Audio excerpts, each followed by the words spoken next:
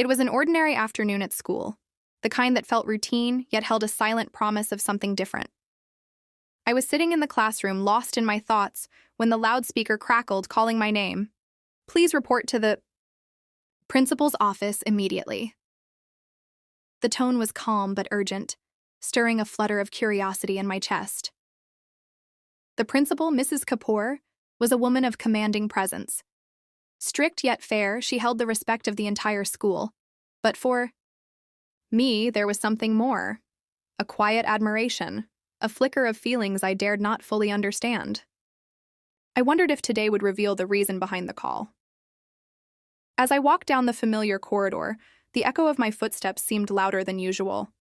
The walls, once comforting with their bright posters and student artwork, now felt cold and unfamiliar. My heart beat faster, mingling nervousness with a strange anticipation. What could she want to discuss? Had I done something wrong? The door to her office loomed ahead, a polished wooden barrier between me and the unknown. Mrs. Kapoor opened it with a slight smile that did not quite reach her eyes. "Come in," she said softly. I stepped inside, closing the door behind me. The room was impeccably neat, the air heavy with the scent of jasmine and old books. She gestured for me to sit, but before I could fully settle, she locked the door from the inside. The sudden click echoed sharply in the quiet room, sending a chill down my spine. "I needed to speak with you privately," she said, her voice unusually low. I nodded, trying to mask the unease creeping over me. For a moment, everything was still. Then, without warning, she pushed me gently at first, but the push quickly grew forceful. I stumbled forward, crashing into the desk, a sharp pain radiating through my back. The shock made my breath hitch. Why was she doing this? I tried to steady myself, eyes searching hers for an explanation. But her face was unreadable, a mask of cold resolve. The pain was more than physical. It struck at something deeper, unraveling the trust I had quietly built over time. "Why?" I whispered, voice trembling. No answer came. The room seemed to close in around me. I wanted to scream, to run, to understand. Yet the silence was deafening. The principal, who had once been a figure of authority and distant kindness, was now a stranger who had inflicted this unexpected harm. As I gathered myself to speak again, the weight of confusion and betrayal settled heavily on my chest. How had a simple summons turned into this moment of pain and mystery? Was there more to this than I could see? I left her office that day with unanswered questions and a heart heavier than before. The lines between respect and fear, affection and suspicion, began to blur. One thing was clear: my life at school would never be the same again.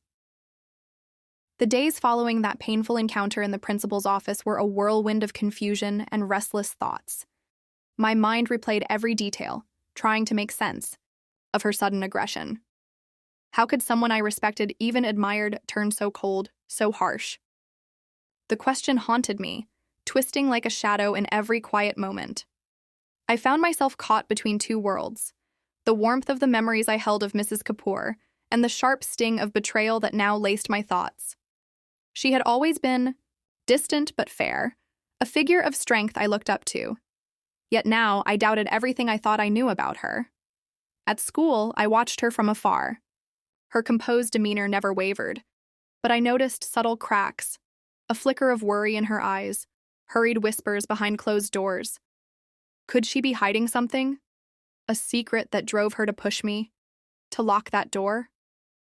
The mystery gnawed at me, refusing to let go.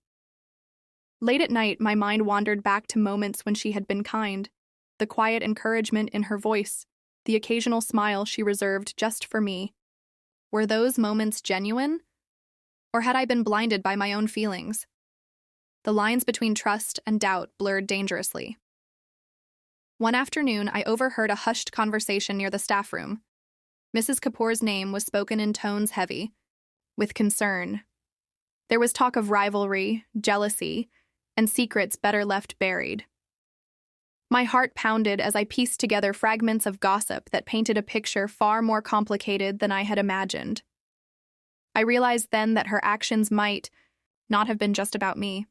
Perhaps she was caught in a web of her own struggles, pressures that forced her to act out in ways I couldn't yet understand. It didn't excuse the pain she caused, but it added layers to the story I thought was so simple. Despite everything, I felt an inexplicable pull toward her, a mixture of hurt and hope, like a fragile thread tying me to a past I wasn't ready to let go. I wanted answers, yet I feared the truths I might uncover. When I finally confronted her, my voice barely steady, she avoided my gaze. Her silence was louder than any explanation. The cold distance between us grew, but beneath it, I sensed something unspoken, regret perhaps, or fear. I questioned myself endlessly. Was I imagining the warmth I once felt? Had my feelings clouded my judgment? Or was there a part of her that still cared, hidden beneath layers of pain and secrecy?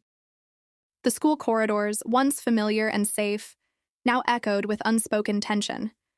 Every glance, every interaction seemed charged with meaning.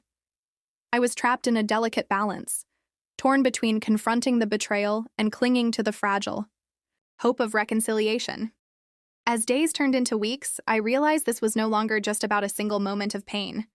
It was about understanding a deeper truth, about the complexities of human hearts, the masks we wear, and the battles fought in silence. And so, with a heart heavy but determined, I prepared to uncover the truth behind the principal's actions. What I would find next could either heal the wounds or shatter everything completely. The truth didn't come all at once. It arrived in fragments, whispers, glances, half-spoken words that slowly unraveled the tightly woven web around Mrs. Kapoor. One afternoon, while lingering near the faculty lounge, I overheard a conversation that shattered my fragile hope for clarity. She's under so much pressure, it's not just the school, it's him. The one she thought she could trust, a teacher murmured, eyes flickering nervously. My heart tightened. Who was him, and how did it relate to me? Determined, I began piecing together what I could. Mrs. Kapoor's stern demeanor, her sudden coldness, even the locked door and the shove, it all began to make sense when I discovered she was caught in a complicated, painful situation. She was protecting someone, or something, at a cost I hadn't imagined. The principal had been battling jealousy and betrayal herself, tangled in a secret that involved another woman, a colleague rumored to have feelings for the same man. Mrs. Kapoor trusted. That man, it seemed, was more than just a distant figure in her life. His presence cast a shadow that twisted her judgment, clouding her actions. My confusion grew. The person I had admired, the woman I secretly cared for, was herself a victim of heartbreak and fear. But how could that justify what she did to me? The line between protector and aggressor blurred. Then came the moment of confrontation. I gathered my courage and approached Mrs. Kapoor once more. Her eyes, usually so guarded, flickered with something raw, regret, shame, or maybe desperation. I never meant to hurt you, she whispered, voice fragile. It was never about you. I was trying to protect something I thought was slipping away. Her words cut deeper than the push ever could. Behind her tough exterior was a woman fractured by betrayal, wrestling with her own demons. She confessed that she feared losing control, not just of her emotions but of her life's delicate balance. For a fleeting moment, vulnerability bridged the gap between us. The pain, the confusion, it all felt human. Yet, beneath that fragile connection, lay the undeniable truth: the betrayal had happened. Trust was broken. I struggled with my feelings. Anger mingled with pity, heartbreak with reluctant understanding. How could someone so strong falter so deeply? How could love and betrayal coexist in the same breath? Despite the revelations, a part of me ached for the principal I had once believed in, the woman who had shown kindness beneath the rigid mask. But I also knew that healing would not come easily. The wounds ran too deep. As I left that conversation, the weight of betrayal pressed heavily on my heart.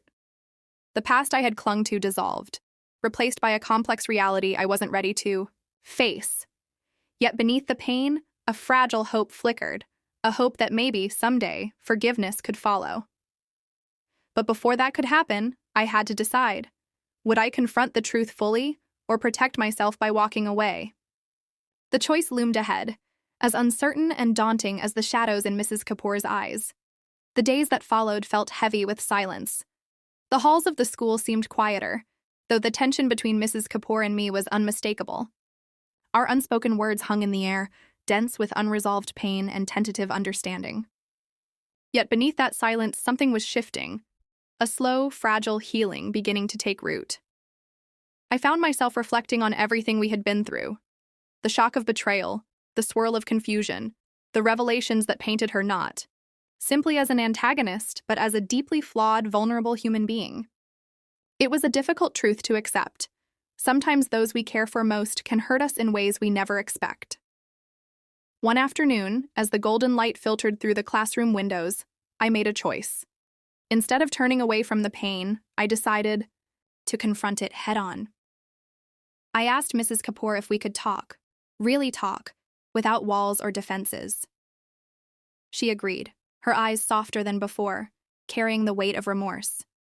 In that quiet room, we laid bare the tangled emotions that had driven us both to the brink. She spoke of fear.